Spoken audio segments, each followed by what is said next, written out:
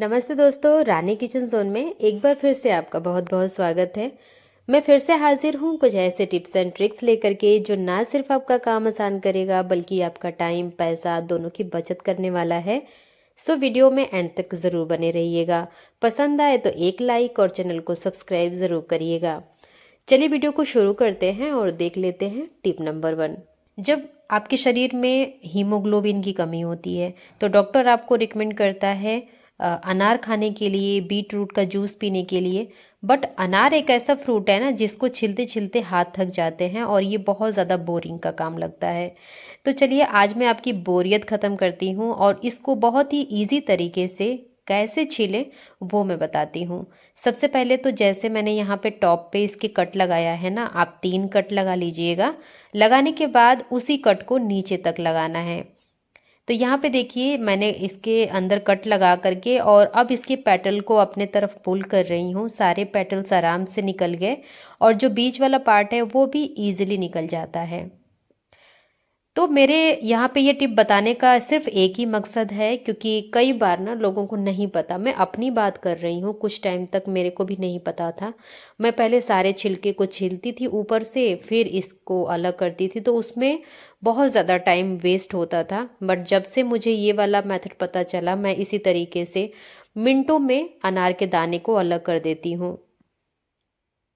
तो जिनको भी बहुत बोरियत का काम लगता है ना अनार के दाने निकालना, वो इस टिप को फॉलो करें। उनको बहुत ज़्यादा इससे राहत मिलेगी और आपका काम बहुत ज़्यादा इजी हो जाएगा।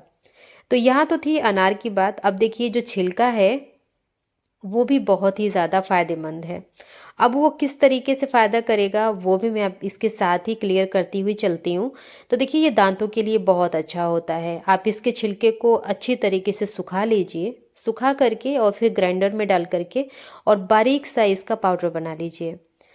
अगर आपके दांत बहुत ज़्यादा पीले हो गए हैं और दांतों से, आपके माउथ से स्मेल की प्रॉब्लम हो चुकी है, तो आप इसका जो पाउडर है उससे अपने दांतों और मसूड़ों की मसाज करें। तो इससे क्या होगा कि आपके दांतों का पीलापन भी जाएगा और बदबू भी चली जाएगी। इसके साथ ही अगर आपको स्किन प्रॉब्लम है, लाइक आपके फेस पे पिंपल्स के दाग हैं, तो इस पाउडर को गुलाब जल में मिला लीजिए और अपने फेस पे लगाइए। बालों में बहुत ज़्यादा डैंड्रफ है, हेयर थिनिंग या फिर हेयर फॉल की प्रॉब्लम है, तो इसको आप हेयर पैक में मिला करके लगा सकते हैं।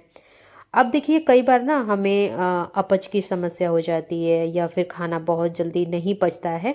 तो ऐसे में क्या करना है कि रात को खाना खाने के बाद गुनगुने पानी से 1 चम्मच रोज़ाना लीजिए, काफ़ी हद तक आराम मिलेगा। तो इसके बहुत सारे फ़ायदे हैं जो कि मैंने यहाँ पे आपको डिस्क्राइब किया है। जो भी आपको अच्छा लगे आप अडॉप्ट कर सकते हैं। चलिए बढ़ते हैं अपनी अगली टिप की तरफ। देखिए सादी उबली हुई शकरकंद तो आपने बहुत खाई होगी, लेकिन क्या आपने सही तरीके से भुनी हुई शकरकंद खाई है कभी? देखिए गांव में जितने लोग बिलोंग करते हैं ना गांव से, वो ज़रूर खाए होंगे, बट शहर में थोड़ा मुश्किल हो जाता है।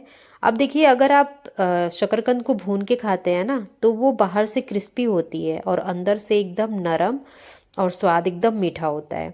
तो आज मैं वही वाला तरीका बताऊंगी, क्योंकि गांव में ये फैसिलिटी मिल जाती है कि आप इसको भून सकते हैं। शहर में ऐसा होता नहीं है। आप इसको माइक्रोवेव करेंगे और पता नहीं क्या क्या, बट वो स्वाद नहीं आता जो आग में आता है। तो चलिए मैं बताती हूँ कि आप इसको कैसे घर पे आसानी से भून सकते हैं। तो यहाँ पे सबसे पहले तो मैंने इसे अच्छी तरीके से वॉश कर लिया है। वॉश करने के बाद जैसे मैं इसको गोल गोल कट कर रही हूँ ना, सेम वैसे ही आपको इसे कट करना है। गैस को ऑन करना है और इस पे चढ़ाना है तवा। तवा जब अच्छी तरीके से गर्म हो जाए तब आपको इसे भूनना है। तो भूनना कैसे है वो भी मैं आपको बताऊंगी। यहाँ पे देखिए तवा को अच्छे से गर्म कर लेना है, फिर इसकी जो फ्लेम है ना गैस की, इसे कम कर दीजिएगा। कम करने के बाद इस पे थोड़ा थोड़ा तेल स्प्रिंकल कर देना है ताकि नीचे चिपके नहीं और जले नहीं। इसके बाद जो पार्ट हमने कट किए थे शकरकंद के, उसको कुछ इस तरीके से इस तवे के ऊपर अरेंज कर देना है।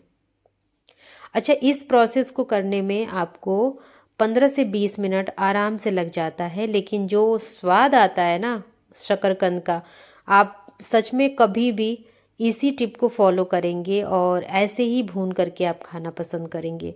देखिए उबालने से भी ये हो जाता है, मतलब उबाल देंगे तो वो उबल जाती है, लेकिन वो स्वाद नहीं आता, वो सोंधापन नहीं आता जो इस तरीके से भूनने में आता है। तो यहाँ पे मैंने अरेंज करके फिर इसके ऊपर से थोड़ा सा ऑयल और हल्का सा नमक भी मैंने स्प्रिंकल किया है। याद रहे अगर आप व्रत हैं तो बिल्कुल नमक आपको इस पे नहीं डालना, अगर डालना ही है तो सेंधा नमक आप इस पे डाल सकते हैं।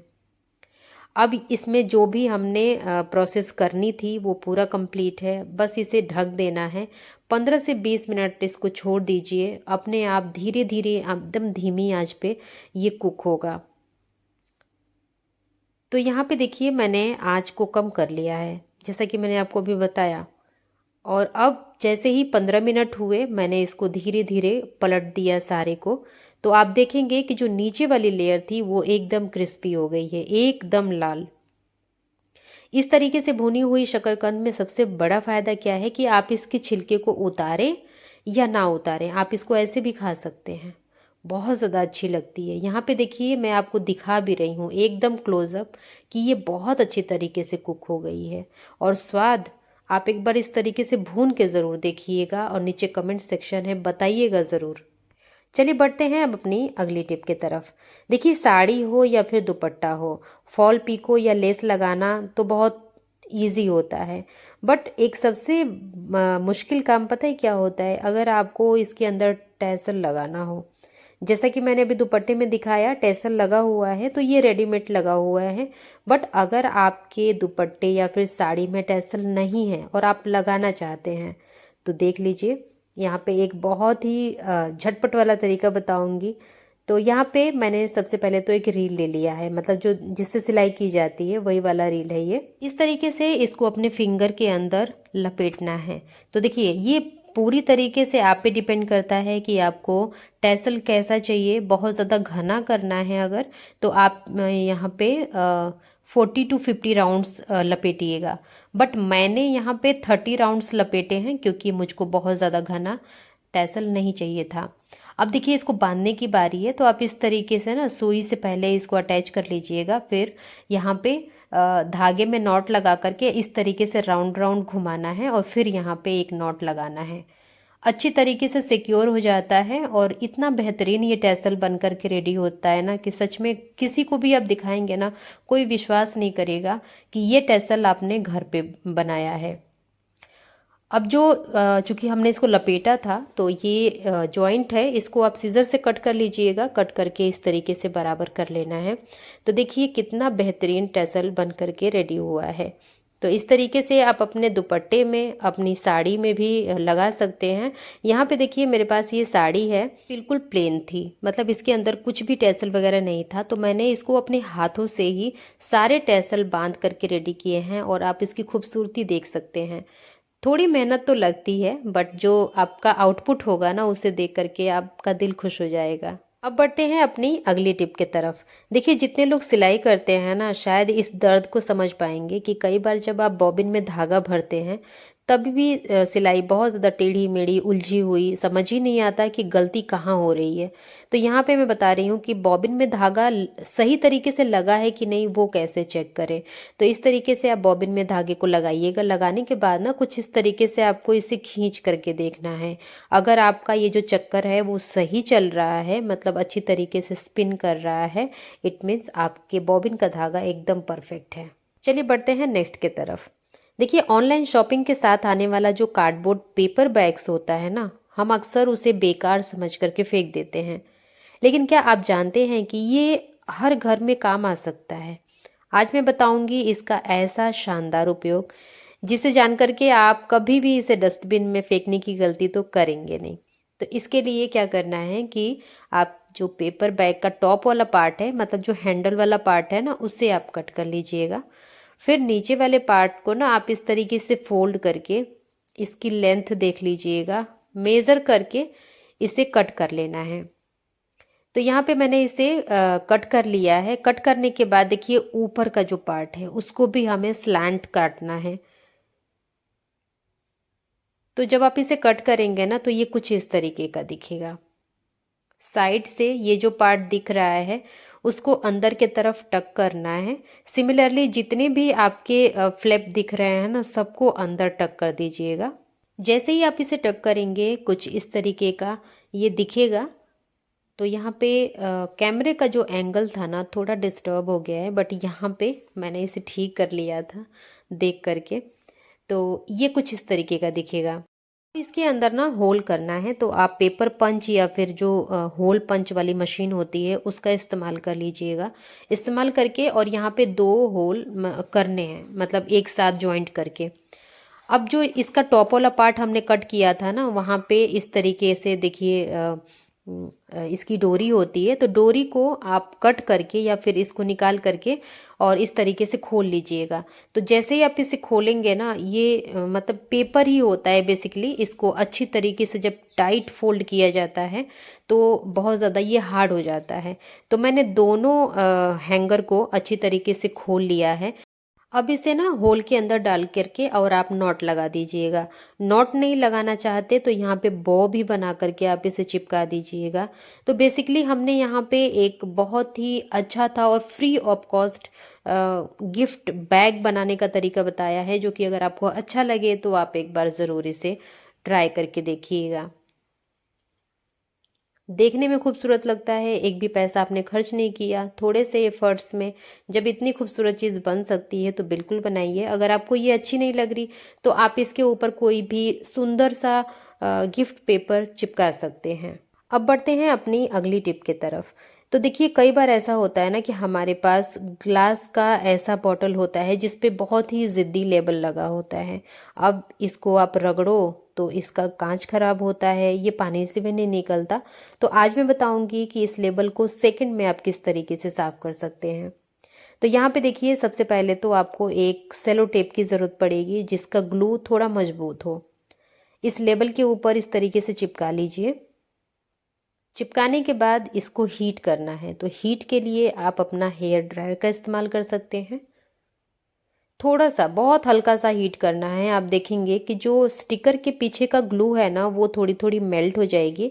और चूंकि इसके ऊपर हमने टेप लगाया है तो दोनों की पकड़ मजबूत है। ऐसे आप इसे खींचेंगे ना तो मक्खन की तरह ये निकल जाएगा।